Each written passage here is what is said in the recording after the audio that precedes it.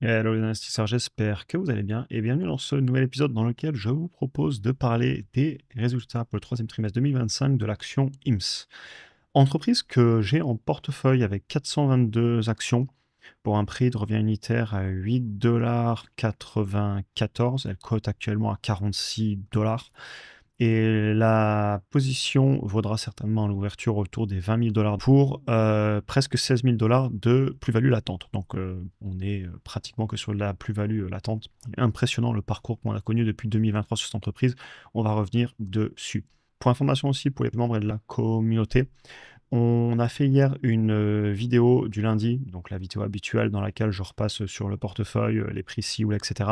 On a fait aussi une analyse quantitative de méta, voir le prix qui serait intéressant à payer, la valorisation en ce moment, sachant que le titre a beaucoup corrigé.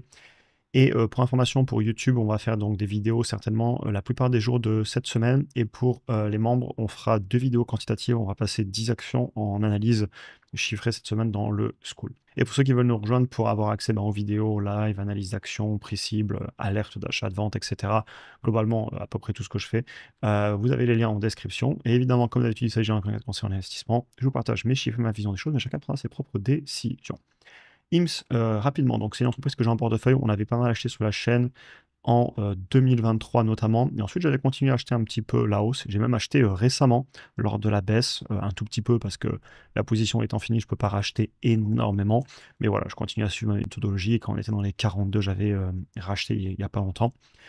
Et voilà, globalement, le prix de revient unitaire, il remonte quand même sous les 9 $. Et aujourd'hui, on est à 44 et c'est un titre très volatile, je tiens à le dire. On remettra des messages de prudence à la fin, mais voilà, c'est un titre qui fait des mouvements extrêmement violents en bourse, qui est aussi beaucoup shorté. Le business, qu'est-ce qu'ils font?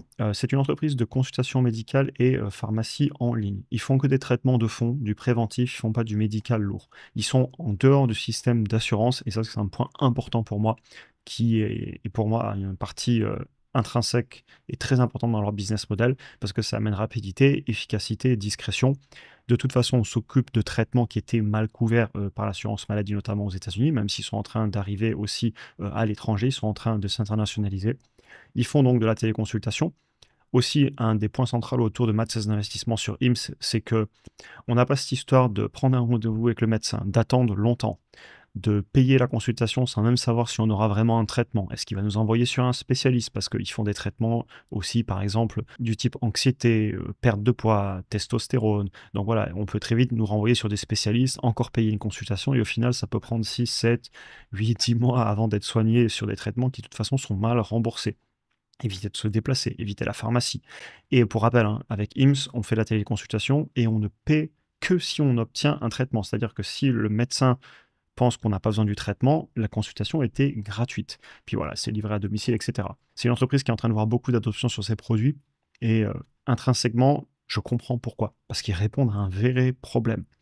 Entreprise avec des bonnes marges brutes, les marges nettes et free cash flow sont beaucoup plus basses. Ils ne brûlent plus de cash, même si encore récemment c'était le cas. Et de toute façon, c'est pas une entreprise qui cherche à être profitable en ce moment. Je tiens à le dire, et c'est pas pour tous les profils, c'est très volatile. Mais voilà, c'est ce que je dis ici, je le répète, entreprise jeune, pas concentrée sur les marges, volatile, qui est en train de se financer pour faire de l'expansion. On va le voir, ils ont levé de la dette.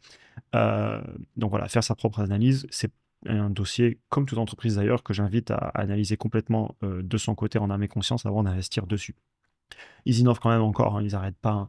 Ils avaient fait l'acquisition de Tribe pour les tests sanguins à domicile. Ils ont lancé tout ce qui est les traitements hormonaux, donc pour testostérone et aussi pour les femmes avec HERS, sachant que vous avez deux côtés du business. Vous avez IMSS et HERS. Donc pour les hommes et pour les femmes, ils ont deux sites internet et ils s'attaquent aux deux segments, développement international, etc. Ils n'arrêtent pas de développer et je suis content qu'ils continuent à innover et à pas chercher la rentabilité maintenant, mais à grossir.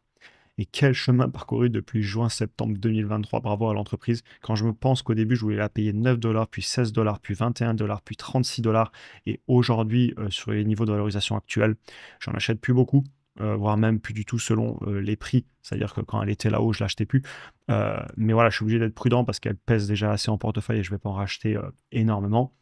Mais la valorisation, elle me choque pas tant que ça. Et je la mettrai évidemment à jour et je posterai la mise à jour dès qu'elle sera prête dans le School pour information pour tout le monde. Maintenant, au niveau du chiffre d'affaires, on vient de faire le meilleur trimestre qui n'ait jamais eu lieu, alors qu'on avait eu un trimestre qui avait bien baissé celui d'avant, notamment à cause de Novo qui leur a fait à l'envers un sacré coup. On en reparlera plus tard. Il prévoit de faire un chiffre d'affaires qui sera globalement en ligne avec mon analyse, j'ai vérifié. Donc voilà, on est en ligne avec ce qu'ils avaient prévu et d'ailleurs avec ce qu'ils avaient prévu aussi, vous l'avez là. L'entreprise, elle a monté ses niveaux de cash. Par contre, clairement, elle a commencé à se financer. Vous voyez ici, au niveau des convertible notes, on n'est plus du tout à zéro. Donc, c'est important à le dire et à le rappeler. C'est une entreprise qui est en train de chercher à se développer et qui donc est en train de lever des fonds. Et donc, le bilan comptable, il est moins propre qu'à l'époque.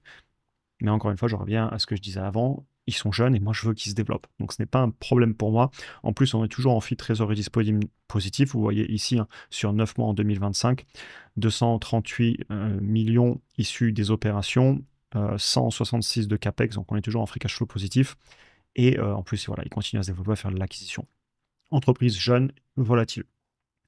Et ce que je vais vous dire par rapport à ça, du coup, c'est s'il vous plaît, et ça, je reprends un texte d'une vidéo que j'ai modifié, c'est pas tout à fait le même, mais j'ai gardé des points aussi. S'il vous plaît, continuez à investir. Je me moque de la rentabilité à court terme. Vous voyez, les HRT, donc Hormone Replacement Therapy, les tests sanguins, l'automatisation qu'ils sont en train de mettre en place avec les nouvelles pharmacies, les microdosages aussi qu'on attend, notamment sur les GLP-1, médicaments sur mesure, qui est quelque chose aussi qui est en train d'être poussé aux États-Unis. En tout cas, on le sent au niveau de l'administration, ils en parlent de plus en plus. Et s'attaquer toujours à des nouveaux segments. Ok, il y a les médicaments pour la perte de poids qui ont fait énormément parler, ça faisait même pas partie de ma thèse originale, mais il y a tous les autres segments à attaquer. Et évidemment, on dit merci à nouveau, hein, c'est ironique, on va pas leur dire merci par rapport à ce qui s'est passé sur le deuxième trimestre. En gros, pour la faire courte, du jour au lendemain, Novo a dit bah, vous arrêtez de vendre nos produits. Parce que voilà, ils ont sorti les grands chevaux David contre Goliath. Du coup, IMSS, eh ben forcément, vous êtes en plein trimestre, on vous dit qu'on ne peut plus le vendre, donc tout le marketing que vous avez fait, vous pouvez le mettre à la poubelle. Bah, les ventes, vous devez les arrêter, et c'est ça qui avait fait baisser pour moi en grande partie le chiffre d'affaires sur le T2, j'en avais parlé. Et je le confirme parce que le T3, ça y est, il est reparti, on vient de taper un nouveau plus haut par trimestre. Donc, sur le court terme, pauvres IMSS qui ont souffert et qui a baissé, mais sur le long terme, bah, ils sont toujours en train de se faire adopter. Comment ils travaillent sur un secteur de la santé qui a, pour moi, beaucoup à se remettre en cause. Sur le long terme, je vois beaucoup de choses qui me plaisent. Zava en Europe, au Canada, bon, ben, ils vont pouvoir vendre les produits de Novo, puisque Novo, pour je sais plus, quelques centaines de dollars, n'a pas renouvelé le brevet. Ils vont pas les rater là-dessus, surtout vu ce qu'ils auront fait sur le deuxième trimestre. Et ils précisent aussi ben, que le prix sur les génériques vont baisser fortement, et le monde des peptides euh, est passionnant. Et en plus, avec les micro-dosages liés aux peptides, notamment je pense au GLP-1, il y a des choses à faire. Et ceux qui veulent une valorisation sans les GLP-1, elle est très facile à faire. J'en suis fait une personnellement, même si pour moi c'est pas important parce que quand j'ai acheté à l'époque, on n'en parlait même pas. C'était pas encore sur le devant de la scène et j'étais pas rentré sur l'entreprise pour ces médicaments pour la perte de poids, mais maintenant bah, ça fait partie de l'histoire, etc., etc. S'il vous plaît, continuez à innover. Et j'invite évidemment toujours chaque personne à faire sa propre analyse, car au final, bah, on est seul face à ces investissements et en cas de doute, on sera obligé de ressortir ces chiffres pour, voilà, s'il y a une situation compliquée, savoir pourquoi on a acheté et suivre dans le temps. J'invite toujours chacun à faire ses propres analyses parce que quand ça monte, c'est facile. Mais si on traverse des périodes plus difficiles comme 2022 qu'on a traversé ensemble, bah, faut savoir pourquoi on a acheté. Maintenant, qu'est-ce que je fais de ma position? Et ça va nous amener à la conclusion. Je ne vends pas, vous vous en doutez, surtout que la valeur ne me choque pas en ce moment. Je vais rester rationnel. Il y a tellement à disrupter sur le secteur du médical. Et même les prévisions que donne la direction à 2030 sur le chiffre d'affaires, il est hors de question que je vende. J'ai même envie d'en racheter si ça baisse fort, ça je l'avais dit à l'époque, et j'avais racheté un tout petit peu. Évidemment, je dois y aller légèrement, et il faudrait que ça corrige fortement pour que j'y aille plus fort. On verra, l'avenir nous le dira. Pour l'instant, là, sur ces jours derniers, j'ai pas spécialement acheté. Mais si le titre venait à corriger fortement, pourquoi pas? Encore une fois, ça dépendra de la valorisation. Et c'est pas un problème pour moi, bien au contraire, si ça venait à corriger, tant pis pour le prix de revient unitaire. D'ailleurs, à l'époque, je l'avais plus proche des 7-8 dollars. Aujourd'hui, il est à presque 9 parce que j'ai continué à acheter.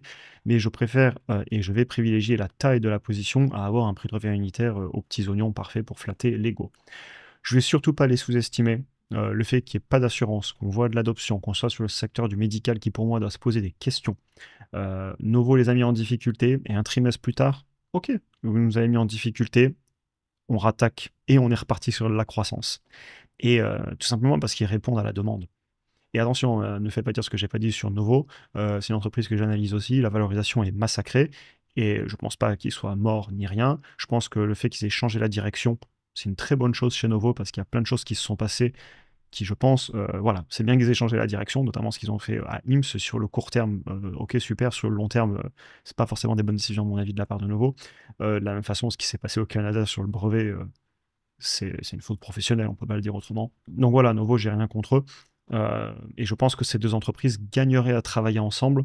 Et je serais pas étonné qu'ils reviennent à travailler ensemble un jour parce que vous avez une entreprise qui a des médicaments innovants dans un monde qui est en train d'aller très vite sur les peptides. J'en parlais la dernière fois, c'est impressionnant.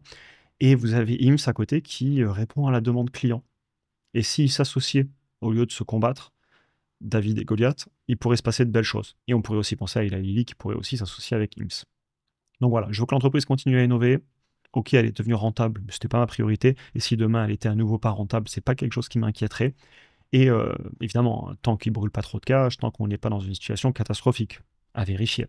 Mais je vais continuer à travailler aussi dessus avec des options. C'est très volatile, ça paye beaucoup en termes de primes, du coup quand même prudence, c'est-à-dire avoir à chaque fois conscience des tenants et des aboutissants avec les stratégies en options, si on vend des puts ou si on vend des calls.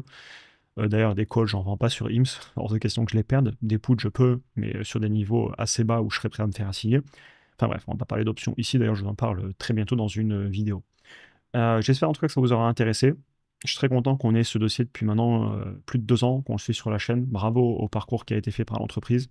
J'espère que la vidéo vous aura intéressé. N'hésitez pas à en parler en commentaire. Je vous souhaite une excellente journée et à très bientôt pour un prochain épisode. Bonne journée à tous.